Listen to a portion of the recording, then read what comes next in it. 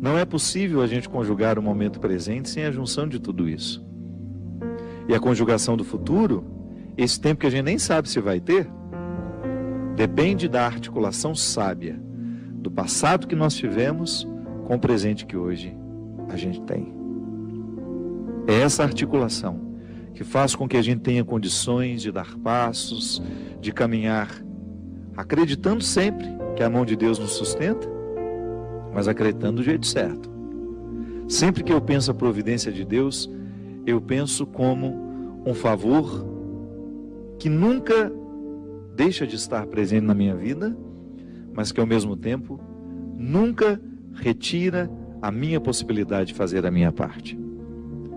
Porque humanamente, minha gente, nós já aprendemos, até a psicologia e a pedagogia nos ensinam que o bom educador nunca dá ao seu discípulo a lição pronta. Seria um crime contra o discípulo oferecer a ele a lição pronta.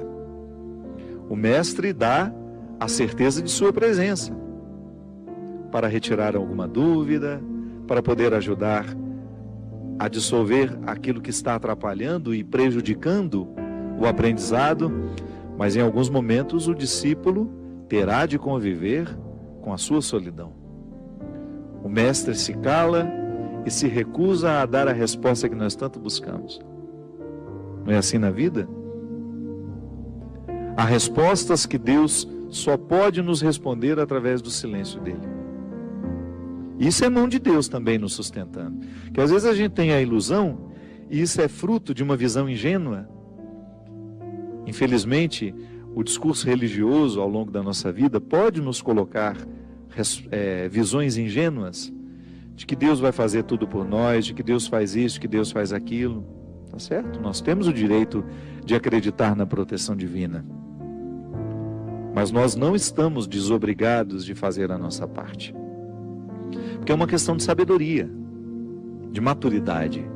O pai faz isso com o filho, a mãe faz isso com o filho. O amor não pode nos fazer pensar, o amor que a gente sabe que Deus tem por nós, não pode nos fazer pensar de que Ele fará tudo. Gosto muito dessa expressão. Nós só temos o direito de esperar pelo impossível depois que a gente fez tudo o que nos foi possível. Então Deus nos protege? Sim. Mas Ele também pede que eu faça a minha parte nessa proteção. Eu rezo a Deus pela minha vida, peço para que Ele me dê saúde, mas preciso fazer a minha parte para que essa saúde seja uma realidade na minha vida, não é?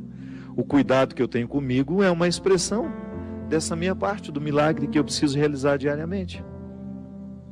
Então, às vezes eu identifico a mão de Deus estando presente na minha história, mas não me segurando como eu acho que segura.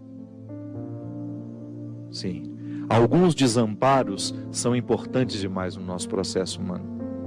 Seria muito interessante se a gente aprendesse isso desde o berço, mas infelizmente não. Então nunca é tarde para a gente aprender. A desproteção que às vezes nós sentimos na vida também é a mão de Deus, porque aquele que ama desprotege. Para que você fique exposto àquilo que você precisa viver e experimentar, sozinho. A presença dele sempre nos olhando, sempre nos orientando, porque isso é muito interessante.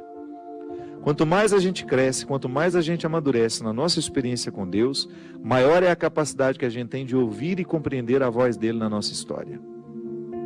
Então, Deus me protege assim, mesmo quando ele está distante, sabe? Não é que ele fica distante, é que nós nos sentimos por causa das situações da vida. O contexto desfavorece perceber essa presença intensa na nossa vida. Então, aquele momento de desconsolo, ah, meu Deus, parece que eu estou abandonado pelo Senhor. Não é não. Esse desconsolo faz parte dessa proteção dele na nossa vida. Porque quem ama sabe muito bem que o amor também precisa passar pela dura experiência da desproteção. Porque excesso de amor desprotege. Não é assim que funciona? Quando uma pessoa é excessivamente protegida, no fundo, no contrário de tudo isso, existe uma desproteção, porque aquela pessoa não consegue amadurecer.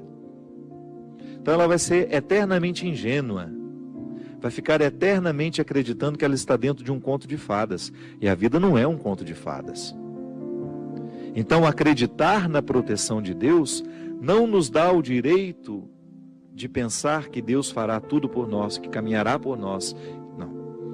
Ele vai estar sempre nos fortalecendo à frente dessas batalhas que nós precisamos enfrentar, mas nós estaremos na responsabilidade de realizar a parte que nos cabe. Foi assim com Moisés. Essa música cita Moisés, né? Foi essa mão que ajudou Moisés a dividir o mar em dois. Há nessa passagem uma riqueza muito grande que está em Êxodo. Quando Moisés está apavorado, porque ele retirou o povo do Egito e saiu na direção dessa terra protegida. Protegida não, prometida. Está vendo? Que também é um pouco protegida, né? A terra prometida seria alcançada, uma promessa que Deus fez a Moisés, desde que ele se encorajasse a retirar aquele povo da escravidão e atravessasse as dificuldades do deserto. Veja que quem já teve a oportunidade de ir a Israel sabe muito bem o que é o deserto. Você entrar naquele deserto para chegar a um lugar que não sabemos onde é, que só está no coração de um homem, como promessa, é uma dificuldade muito grande. E o povo acreditou, foi atrás de Moisés, começou a viver as restrições do deserto, a fome, começou a sentir saudade das cebolas, né? Porque no Egito eles comiam cebola. No tempo da escravidão a cebola era o principal alimento. Por isso que às vezes a gente usa a expressão, não fique chorando as cebolas do Egito, não é assim? Você já deve ter escutado essa expressão, quando alguém lhe aconselha para de lamentar o passado. O que é lamentar as cebolas do Egito? É dizer, eu era escravo, mas tinha esse alimento.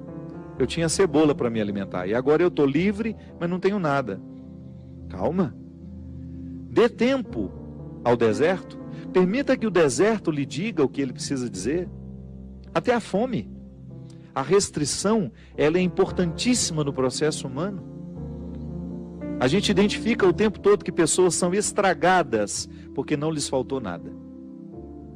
É terrível quando você tem um filho que foi paparicado desde criança, não lhe faltou absolutamente nada, e de repente, no descampado da vida, de repente aquela pessoa precisa enfrentar o deserto da vida e ela não tem munição o suficiente para dar conta. Aí fazer o quê? Como é que nós enfrentamos o deserto? Ali naquele momento, quando Moisés retira o povo da escravidão e se encoraja a levar este povo pelo deserto a caminho da terra prometida, ele também sente medo, ele também não sabe o que vai ser. Por isso ele o tempo todo, através das manifestações de Deus naquele momento da vida de Moisés, ele se comunica com Deus. São as epifanias, né? Que são essas manifestações gloriosas de Deus ali, através da realidade simples. É a sarça que arde, é a pedra que jorra água, enfim. Deus vai conversando com Moisés, vai dando a ele sinais de que ele está no caminho certo, mas não o priva da desproteção que o deserto lhe causa. Então, desprotegido naquele deserto, materialmente falando, ele pode firmar uma confiança em Deus que nenhum outro conforto havia dado. Está vendo como é interessante? Como a desproteção, a aparente desproteção, ela tem todo um cuidado reservado e de bastidores ali. Da mesma maneira como você que é pai, é mãe, e você cria uma restrição ao seu filho para que ele possa amadurecer, não é assim? Às vezes você retira alguma coisa do seu filho para que ele sinta realmente a falta, para que depois ele tenha condições de valorizar depois. Volto a dizer, muitas pessoas dão errado na vida é porque não lhes faltou nada. Aí você observa que quando falta demais também pode causar um desequilíbrio, uma falta de confiança na vida, nas pessoas. Enfim, é o equilíbrio que dá certo. Quando você começa a educar, colocando proteção e aparentes desproteções, onde aquela pessoa terá de enfrentar a situação sozinha, ainda que você esteja vendo de longe.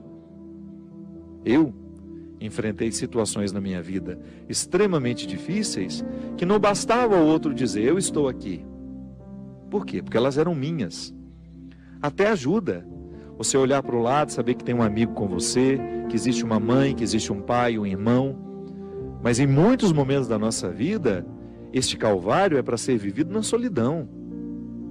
É quando eu preciso viver essa sensação de estar desprotegido, da mesma maneira como Moisés viveu, ao pisar os desconfortos do deserto, ao enfrentar aqueles desconfortos, ele compreendeu o que é a condição humana. Então eu também faço essa experiência. Você faz. Eu não quero passar a vida em brancas nuvens, não quero mesmo. E é por isso que desde muito menino, quando a vida me era difícil, eu encontrava alguma coisa naquele desconforto que me fazia pensar mais alto, que me fazia pensar além. Moisés, vivendo o desconforto do deserto, precisava convencer os que estavam ao lado dele de que aquele desconforto valeria a pena. Ah, mas alguns queriam voltar para a escravidão. Olha como a fraqueza humana está muito presente na nossa vida no momento do desconforto. Quanta gente, vou dar um exemplo simples para você entender. Existem pessoas que precisam romper com namoros que são terríveis, desastrosos. Aquela pessoa só faz mal a você, você sabe disso, mas você tem um vínculo com ela, você tem necessidade afetiva, você não consegue romper aquele namoro. Então, de repente, você se encoraja, você fica com tudo claro diante de você, essa pessoa não me faz bem, eu não posso me casar com essa pessoa, porque se no tempo do namoro já está assim, imagina na época do meu casamento, depois no meu tempo de casado, vai virar um inferno pior ainda do que já é. Aí você se encoraja, motivado por pessoas que estão ao seu lado, a romper. Aí é terrível no dia que você rompe. O sofrimento é cruel dentro de você. Parece que você nunca mais vai se recuperar, que você só pensa naquela pessoa. Por quê? Porque apesar dela te fazer tão mal, você tem um vínculo doentio com ela, de dependência afetiva. Você sabe que ela te faz mal, mas você não sabe viver sem ela. Aí você começa a dar passos. A primeira semana é horrível. Você sofre, você chora, você não pode ouvir a música, você não pode sentir o cheiro, você não pode ver aquele pedacinho de não sei o que ele esqueceu lá na sua casa, que tudo aquilo é terrível. Mas de repente você começa a dar passos de libertação. É como se você estivesse andando na direção de uma terra que só vai te fazer bem. E um mês depois aquele sofrimento ficou melhor, 2 meses depois aquele sofrimento melhor, e de repente você não está nem mais lembrando. Claro que ainda existe ali um vínculo silencioso sendo desarmado, porque a dependência afetiva, ela não morre da noite para o dia. A gente precisa, é como se você fosse sufocando uma célula cancerosa com o processo da quimioterapia, sabe? Que você vai retirando a vida da célula cancerosa, que é a célula que nos mata. Aí digamos que 3 meses depois, você encontra de novo com aquela pessoa e você tem aquela famosa recaída. Aí pronto. O castelo que você estava construindo, o chão que você tinha andado, que tinha sido tão difícil, você joga fora e você volta para o Egito, você volta para a escravidão. Você faz o mesmo que os companheiros de Moisés queriam fazer, voltar a comer a cebola, voltar a comer o alimento podre, estragado. Aí você reata aquele relacionamento, porque ele é doentio e você não cuidou da devida distância que você deveria manter. Porque quando você tem essa dependência afetiva, você tem que estabelecer a distância, porque senão você não se cura. Você tem que parar de querer saber da vida daquela pessoa, porque senão você não se cura. Você precisa parar de ficar fuçando o Facebook dela, porque senão você não se cura. Você precisa parar de ficar investigando a vida. Onde que ela foi? O que ela está? Você tem que cessar todos os pontos que podem lhe fazer querer voltar para o Egito.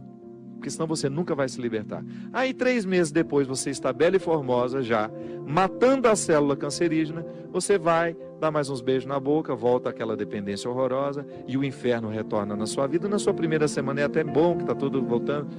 Daqui a pouco, minha filha, você está no inferno pior do que você estava 3 meses atrás. É assim. Quando a gente não sabe viver o desconforto que nos edifica, a gente se boicota o tempo todo. É como parar de beber, é como parar de fumar. você fica sem fumar 1 ano e você comemora porque você parou de jogar aquela toxina cancerígena no seu organismo, e de repente você vai lá e acende um cigarro de bobeira e aquele vício volta como se fosse um monstro capaz de te comer inteiro. Pronto. Todo aquele sacrifício que você fez dos primeiros dias sem fumar vão para o saco. Por quê? Todo aquele sacrifício vai para o saco. Por quê? Porque você não foi capaz de viver o desconforto de renunciar. Minha gente, é impressionante como essa mão de Deus nos auxilia assim, nos fazendo conscientes do que nós precisamos romper na nossa vida. São situações que a gente precisa estabelecer limites para elas, porque senão a gente não vai ser curado nunca. A gente vai ficar eternamente doente na fila dos necessitados, chorando e mendigando um pãozinho de bondade do outro, um pãozinho de afeto do outro.